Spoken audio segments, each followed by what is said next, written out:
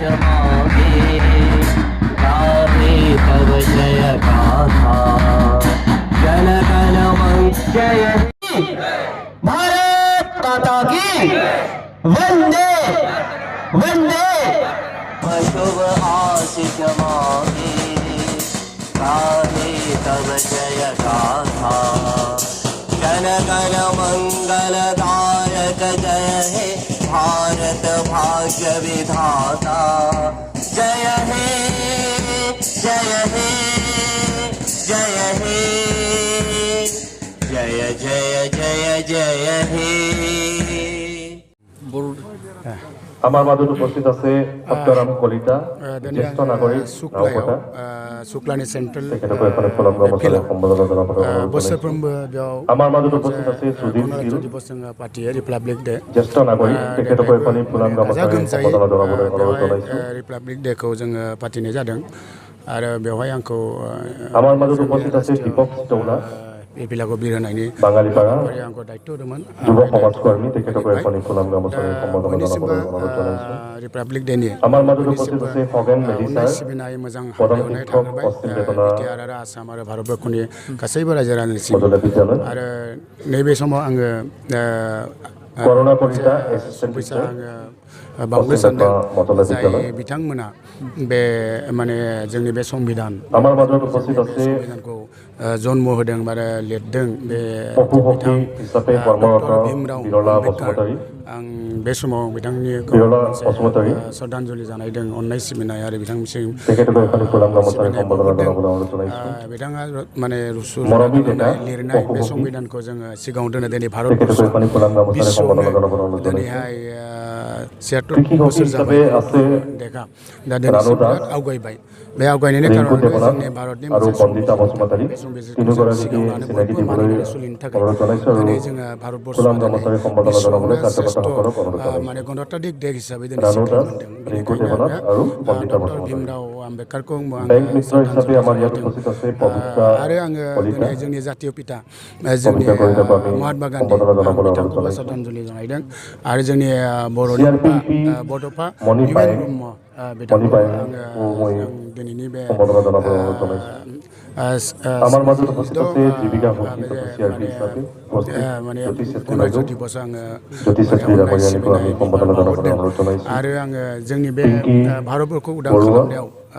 जाय आरो सुबला बायदेउ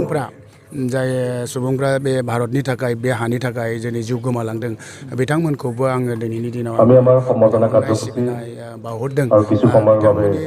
স্থগিত जिउखौ ৰাখিছো खोमानानै जे ইয়াৰ লগে बिथांमोना লগে जोंनि बे আজিৰ যি भारतखौ আমাৰ उदां खालामबाय পতাকা आरो जोङो উত্তোলন उदां কাৰ্যসূচী खालामनायनि মুখ্য उनाव जों কাৰ্যসূচী दिनैसिम जे এইখিনিতো भारतबर्षआव সমাপ্ত आवगायबाय হ'ব বুলি ঘোষণা बिथांमोननि কৰিছো मोनसे সাংস্কৃতিক अबदान नङाब्ला কাৰ্যক্ৰম जों बिसिम फैनो हायामोन दा আৰম্ভ बिथांमोनखौबो হ'ব সেয়েহে सिबिनाय बावहरदों কিছু সময় আগতে आरो আমি आं ঘোষণা बेखौनो কৰিছো खावलायदों যিসকল दिनैनि दिनाव শিল্পীয়ে जे আজি जोंनि बे সাংস্কৃতিক বিভিন্ন কাৰ্যক্ৰমত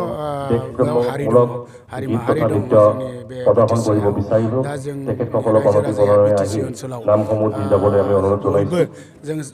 माने मोनसे আমাৰ মাজত शान्तिखौ উপস্থিত लुबैदोंमोन থকা आरो रायजो राजाया তুলাৰাম दा ৰাজবংশী शान्तिखौ ডাঙৰীয়াৰ लुबैनायनि বাৰেৰহণীয়া थाखाय সাংস্কৃতিক दिनै দলটিক BTC ओनसोलाव আমি बिटिआर সাজু आव হ'বলৈ शान्ति অনুৰোধ जाबाय জনাইছো आरो बे शान्तिनि जागायनायनि थाखायहाय बयबो जेने जि सिमाङाव थांना थादों बे थांना गावबा गावनि दैनिक जिबननि जे सिमां बेखौ आवगायलांनाय मोनसे माने आसामोन बे आसाया दिनै जाफुंनो हमदों बेनिखायनो আমাৰ आं মাজত উপস্থিত হৈছেহি दिनैनि बे ভৱানী শংকৰ रिपाब्लिक ভট্টাৰাই डेआव ডাঙৰীয়া बयखौबो रायजो राजाखौ बे তেখেত शान्तिखौ শিক্ষক जाहाथे हमथाना लाखिनो নাওপতা थाखाय উচ্চতৰ মাধ্যমিক बयखौबो বিদ্যালয় आङो তেখেতক दिनैनि এখনি ফুলাম গামোচাৰে बे समाव সম্বৰ্ধনা आङो জনাবলৈ खावलायदों অনুৰোধ জনাইছো आरो बिटिआर ओनसोलाव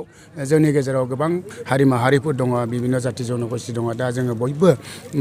लोगो नांनानै गीत जोंनि परिवेशन BTC কৰিবলৈ ओनसोलखौ दीक्षिता जोङो काकति आवगायलांनांगोन आरो আমি बे आवगायलांना थांनायाव অনুৰোধ जोंनि জনাইছো संबिधान मोनसे दङ बेखौ आयेनखौ दीक्षिता जोङो काकति मानिनानै सोलिनांगोन आरो सोलिगासिनोबो दङ आं खावलायदों आरो बेखिनिखौ बुंनानै सादु आङो ঐक्যथिबो बयनिसिमबो नीति खतिवरा गणराज्य दिवसनि बयनिसिमबो मोजां हामलायनानै बयनिसिमबो मोजां अननाय सिबिनाय बावहरनानै दिनैनि बे आं जि बुंनाय बाथ्राखौ फोजोबबाय मा बुङो दिनैनि बे सानाव आं बेखौनो बुंनो सानदों दिनैहाय आं जोंनि बिटिआर ओनसोलाव दिनै बिराद माने मोनसे गेजेर गेजेर मोनसे माने असान्थि सान्थिबो फैनो नागिरो दा बे जाहाथे खुनु जिबनाव जाया आरो आंनि जिउआव नुवा दिनै साना जेब्लासिम बे माने जोंनि फहर होबाय थागोन जाहाथे बेसिमहालागै जाहाथे बै सिगांनि नुथायफ्रा जाहाथे फैया दा बिटिआर ओनसोलनि रायजो राजाया सानसे सान्थिखौ लुबैदोंमोन आरो बुंदोंमोन जे जोंनो सान्थि नांगौ सान्थिखौ फैयोब्लानो जों जिबनाव जेबो नांला बेबादिबो गोबां रायजो राजाया बुंदोंमोन आरो बे हिसाबै रायजो राजा लुबैनाय हिसाबै दिनै बिटिआर ओनसोलाव सान्थि फैबाय दा सान्थि फैनानै जोङो दा बिटिआर ओनसोलखौ जों बिभिन्न दिगाव जोङो आवगायलांनांगोन बे आवगायलांनायाव जोंनि बिटिआर ओनसोलनि बयबो रायजो राजाया जों बेखौ जों सहाय खालामनांगोन आरो राजनितिक भाबै जोङो जिखिनि दायित्व दं जोंनि केपासिटि हिसाबै जों राजनितिक भाबै जोङो दायित्वखौ खामानि मावगासिनो दं आरो खामानि मावबाय थागोन आरो रायजो राजाखौ खावलायदों जाहाथे दैनिक जिबनाव गावनि जि दायित्व गावहा जिखिनि दायित्व लानानै जिमान सिमां दं बे सिमांखौ सिगाङाव लानानै जाहाथे खामानि मावगोन आं सानो जे जोंनि भारतबर्षआ दिनै जेनेबा जोङो बिश्वआवनो मोनसे गणतान्त्रिक मोनसे बिश्वआवनो मोनसे नामि मोनसे भारतबर्ष जादों आं सानो जोंनि बिटिआराबो जों जुदि गावबा गाव जों दायित्व लानानै जों जि जायगायाव थायो जों जि जायगायाव दायित्व लानानै खामानि मावदों बे खामानिखौ जोङो मोनसे दायित्व लानानै जोङो जाफुंसार होयोबा जों सानो जों बिटिआर ओनसोला सानसे बयनिबो साबसिन मोनसे काउन्सिल हिसाबै सिनायथि